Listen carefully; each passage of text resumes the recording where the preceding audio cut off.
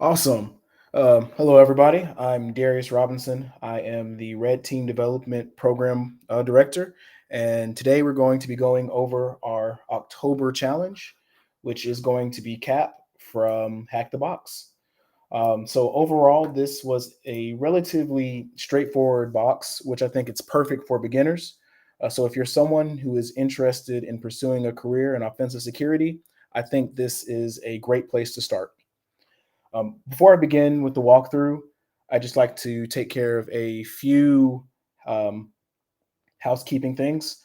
So first and foremost, there are multiple ways to go about solving a challenge. So if you find that I do something differently than how you would do it, that's completely okay.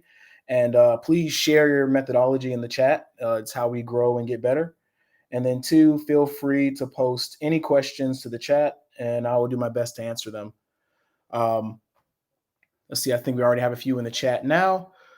Will there be a challenge for November and December? So not for November, but there will be a challenge for December. More to come on that. And let's see if there's not anything else. We'll go ahead and get started. So I already have the box up and running, as you can see here. And one of the first things I like to do before I begin any challenge is I like to go ahead and set a environmental variable. So that way it just makes it easier to reference this IP. I don't have to constantly copy it over and over again. So we're going to do that. And then next, like with any challenge, we're going to start out with a Nmap scan. So we'll just keep it relatively simple.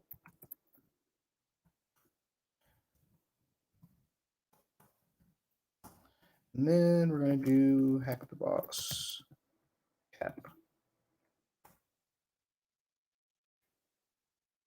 We're going to let this run for a little bit. And what this is going to do is tell us there are any open ports on the machine. If so, what are they? I also have ran the SC so that some additional scripts are ran. So hopefully we're going to get some additional information.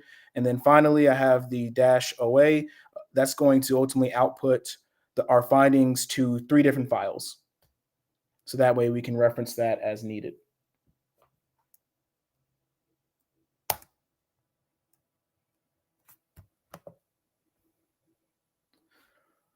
Let's see, and we're almost done.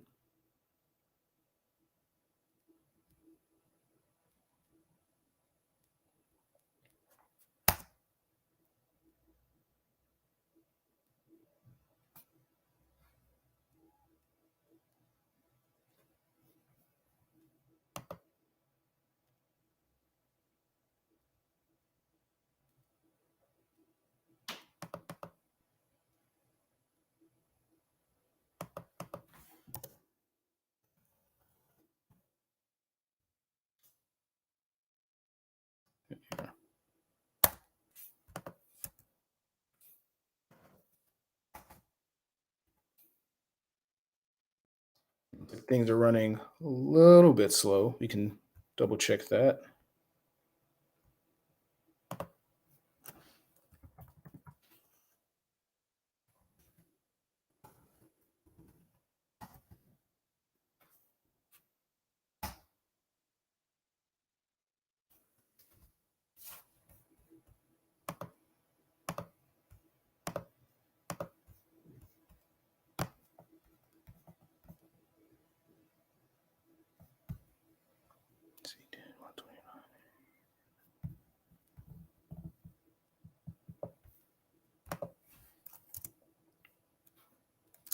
All right, we're going to cancel that scan and we're going to give this another try.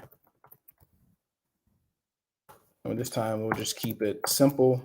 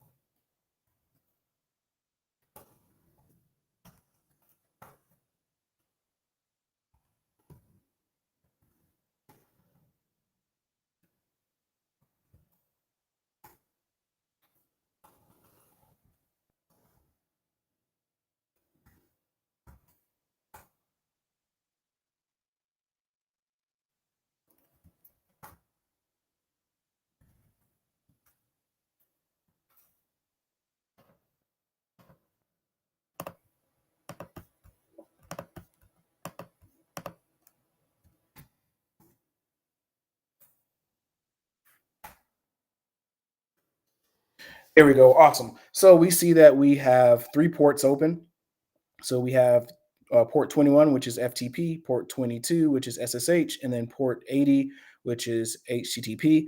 So one of the first things that I generally like to do is I like to go port by port. So we will No, I didn't pray to the demo gods. I should have. So what we're gonna do is first, since we have FTP, we'll go ahead and see if anonymous FTP is enabled. Let's see here. So, and that's gonna crap out on me. Let's see here.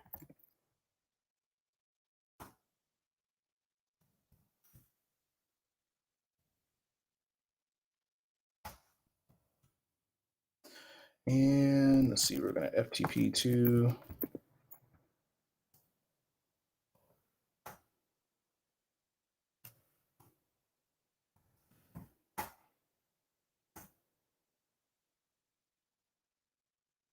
So anonymous login doesn't seem to be enabled, so we can rule that out as a possibility. Next thing we can do is generally like to check to see if there is a vulnerable version of SSH running. In this case, I think can't remember the exact version that is running, but during the initially doing this, I went and checked it. It's not vulnerable, so we can skip that as well. And so our only option from here is to enumerate a little bit more on port 80. And so whenever I think port 80, I think of a website. And so my go-to is to always enumerate in Burp Suite. So that way we're able to log everything. So we'll give that a second to load up. Highly recommend using the professional version of Burp Suite if possible. It has some really great tools in there. But for the sake of this demo, we're going to just stick with the community version.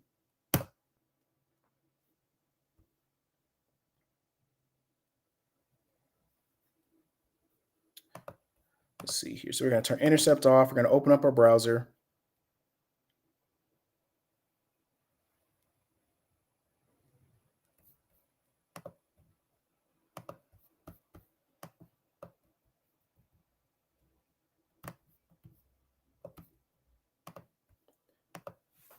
And then we're going to head to the IP. So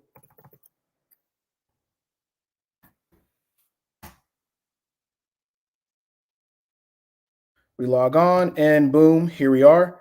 One of the first things I like to do is map out the application first. And the reason behind that is in Burp Suite, for those who don't know, whenever you do this in Burp Suite, one, you get a history of every single request that you make, which is awesome.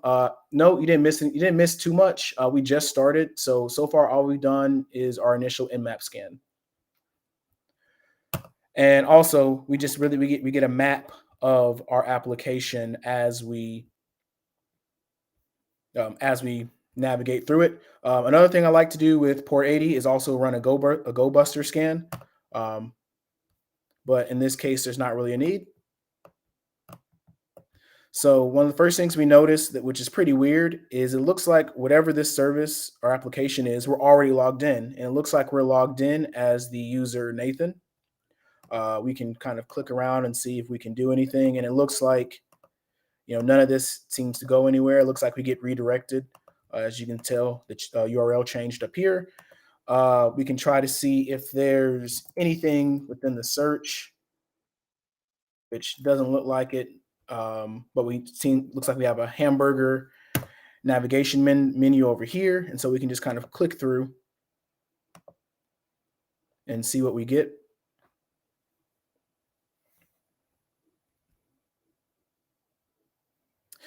So what it looks like here, looks like seems like we have some general information. We have a really interesting download button here. So if we hit the download button, it looks like we download a PCAP file. So we can analyze that later and see what's in it. But for now, we're going to focus on enumerating this web app a little bit more.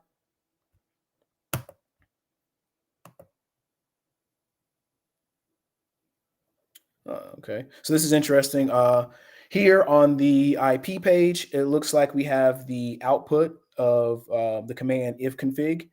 So it looks like we're just getting, we can see that on this interface, there's the IP address that we're hitting currently. So nothing too interesting here, but the cool thing is it looks like we're getting the direct output. So when I was first going through this, it kind of gave me the thoughts of, okay, well, maybe, there might be potentially some command execution from the web app that I could exploit. Um, but we'll go to the next page, which is network status.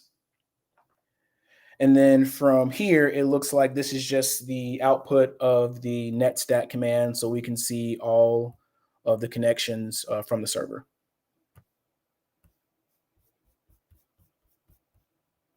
So this is a pretty basic web app. What we can do is we can go back to Burp, and we can see basically all the requests that we've made so far.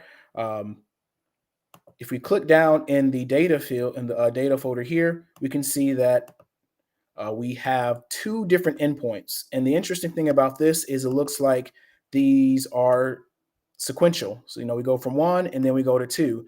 And so anytime we see anything like that, we are going to want to run that through Intruder.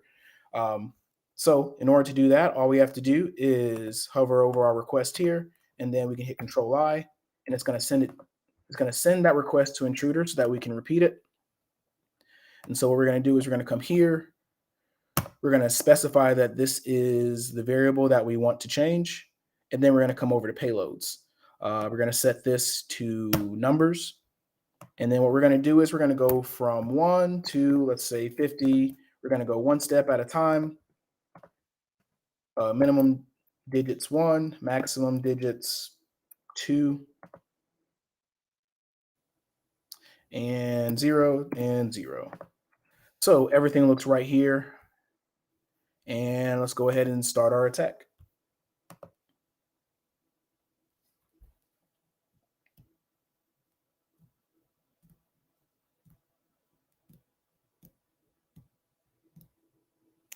So one of the interesting things that we see here is we're getting different requests. And so what this tells us is these are legit. These are legitimate because we're getting a status code 200, and it looks like we're getting redirected here. And so what we saw that earlier, actually, anytime anytime we hit something on this web app that doesn't exist, it redirects us to that dashboard page, so we can ignore those and we can focus solely on ones that are a 200. Let's see here. And in this particular case, I did forget to do a step. What we actually want to do is run it from 0 to 100. So just to show you guys how that looks. It looks like we have a total of, let's see, 1, 2, 3, 4. We have four URLs that we can check out. I also like to note that if we go back to our target here, we can do the same for the download, and we should see that relatively soon.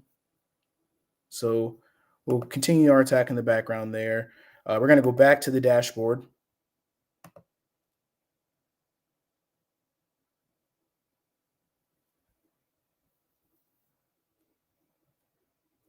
And we're going to start with 0, since that was the first one we saw. And so we'll go ahead and download that. Next, we're going to go ahead and go to 1. We're going to download that as well. As you can see, I've already downloaded it, but we'll just do it again for the sake of the exercise. And then I think the last one we saw was, I want to say 3, I believe. So we'll go ahead and we'll download 3 as well.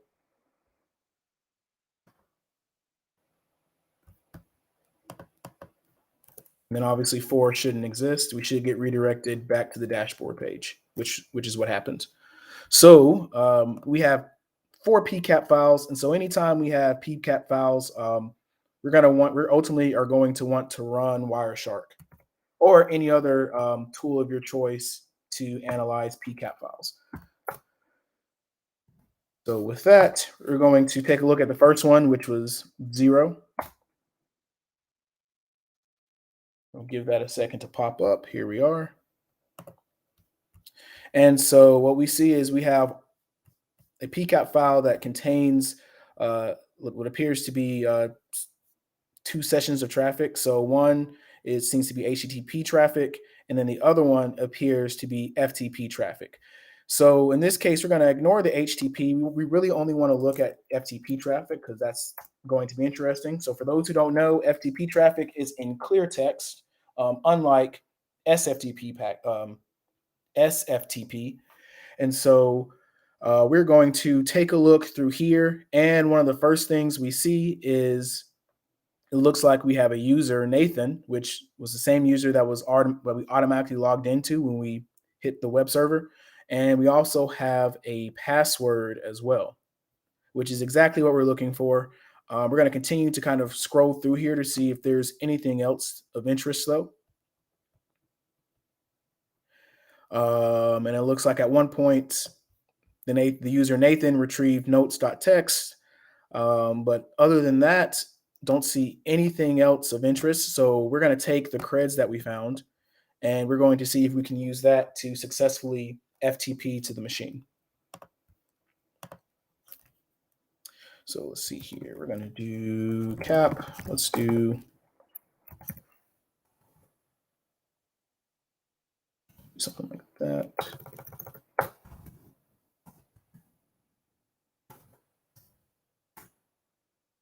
Awesome. So we're going to, once again, that's going to fail each time. I didn't do that right, but that's fine. We're going to come back here and we'll just copy it from here.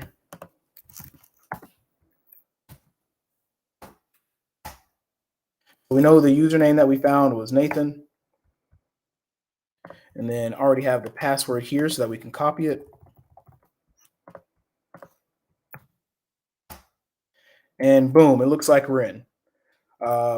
We can go ahead and see where we are currently. Looks like we are in Nathan's home directory, which is normal and expected. We can list the files out in the directory. And it looks like we have the user flag right here. So what we can do is we can go ahead and download this file to my computer. We can then exit the FTP session. And boom, now we have the user file. We can cat that out. And now we have the initial flag.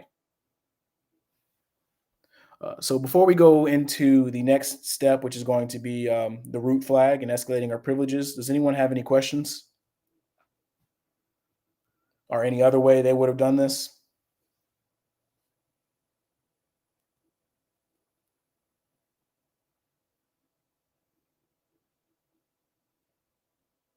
Nope. Okay, well, if you come up with anything, feel free to post in the chat. We're going to go ahead and we'll hop into the next part of the box, which is getting the root flag by escalating our privileges. So going back to, if we remember from our initial scan, here we can cat that out so everyone can see it.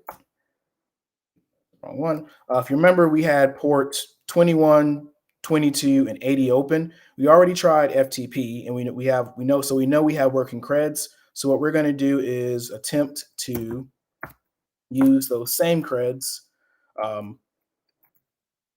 via SSH. So with that being said, we'll do Nathan at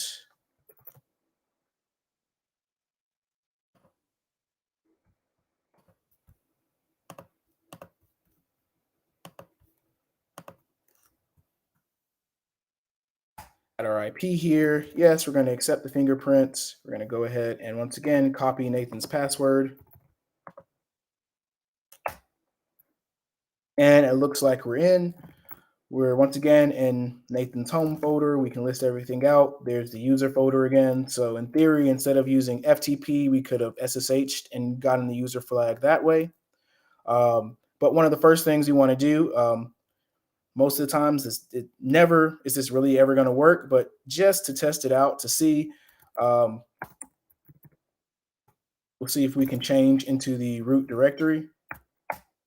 Permission denied. We can see if we have sudo access. And we'll copy and paste that again. And it looks like we do not have sudo access. So the account we have now, isn't going to be really helpful at all as far as us getting the root flag. So we have to figure out a way to escalate our privileges. And one great way to do that is by using a well-known script called linps, which helps to identify privilege escalation routes on Linux systems. So I already have that on my computer. And so what we'll do is we'll go ahead and we'll change back into our directory.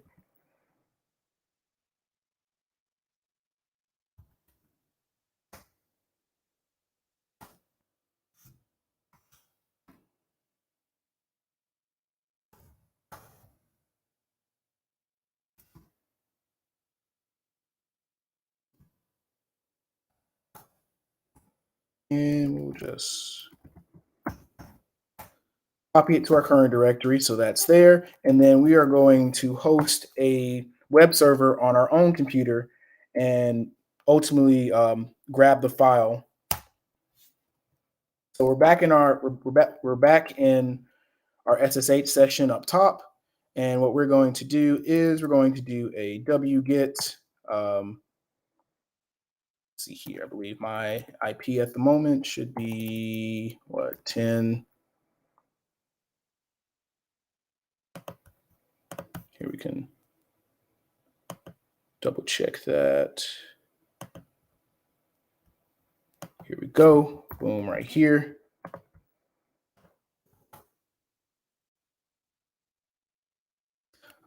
So just to walk through this command for those who don't know, we're going to run Python. The module we're going to load is the HTTP module, and then we're going to run this web server on port 8888. So that's why I'm specifying that 88 up here. And then we want the linps script. So that's downloaded.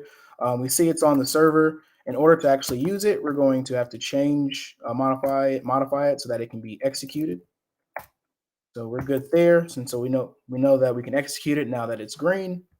And so what we'll do is we'll go ahead and run the script, if I could spell. So this is going to run. It takes a minute, and it's basically going to try out a bunch of common methods to escalate our privileges. And so as you can see up here, what we're really looking for and hoping for is something with a 95% or higher confidence level.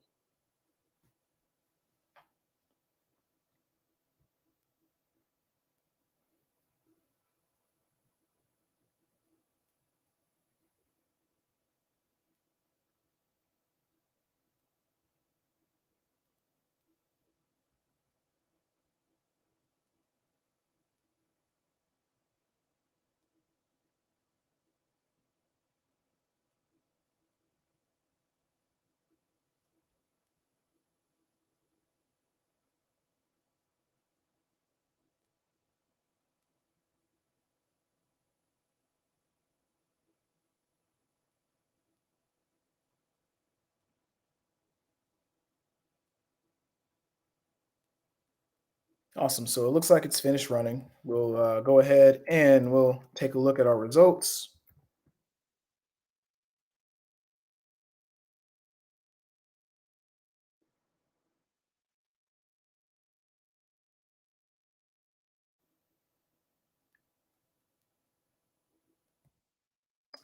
And one of the first things we notice is we see something with a very high confidence level. So we'll check that out. And it looks like the Python version 3.8, which is on the server, has root capabilities. So for those who don't know, within Linux, you have something called Linux capabilities, which allows you to provide certain subsets of Linux or root privileges to a service or process. And in this particular case, the one that is the most interesting to us is this set UID capability, which essentially means we can run commands in Python with root privileges.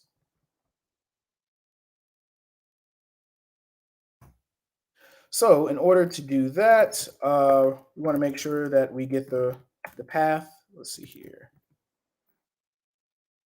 See here, path 3.8. Boom, there we go. So we're going to get the path here. So we know that it's USR bin slash Python 3.8. We're going to, this is where it's really helpful to have a little bit of Python knowledge. So we're going to import the OS library. This allows us to essentially run commands, Linux commands. And then we are also going to import set UID to 0. And this is what's going to allow us to execute our commands as root.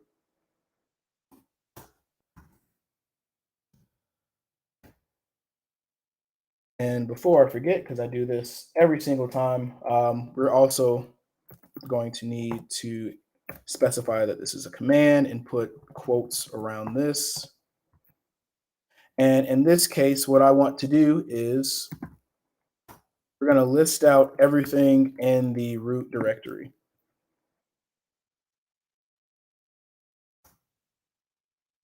So by listing it out, we see that we have root.txt, which is exactly what we're looking for. So what we can do is change this. We want to cat out root.txt.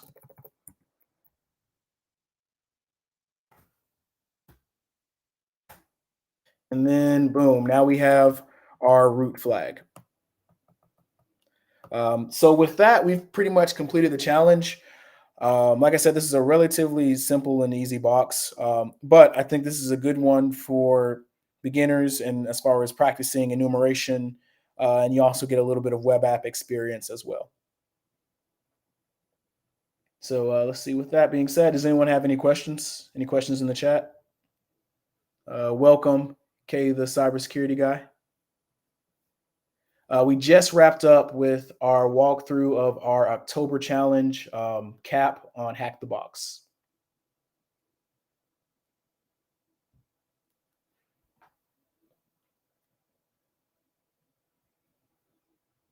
Cool. All right. Well, if there aren't any questions, or while we wait for questions, like to plug a few things that we have going on for the month of December. One of the first things we're going to be doing is we're going to be going through Try Hack Me's Advent of Cyber challenge. So for those who don't know, that's a challenge where every day, what Try Hack Me, every single day, they're issuing a new challenge. It's a great way to build up your skills. And then what we're going to do as an organization is the next 2 Fridays, so the 10th and the 17th, we have a group of people we're getting together and we're going to go over a couple of the challenges. And so we'd love to have any and everybody get involved with this. If you have any questions, feel free to message us in the Discord. And then also we have a few hack the box challenges that we're going to be doing again, just like this. So feel free to take a stab at those. And once you get it done and perform a write-up, feel free to submit it. And then you can lead one of these sessions doing exactly what I did, which is a walkthrough of the box. And you get to show off your accomplishments and how you exploited everything. So I still don't see any questions. I'm going to pass this off to Michaela. Is there anything else we need to cover today?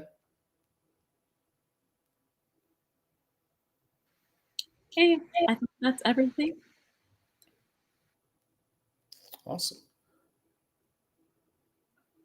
All right. Well, thanks everybody for coming. If you ever have any other questions, or if you're interested in talking cybersecurity, or if you're looking to pursue cybersecurity, feel free to message us anytime. Have a good evening.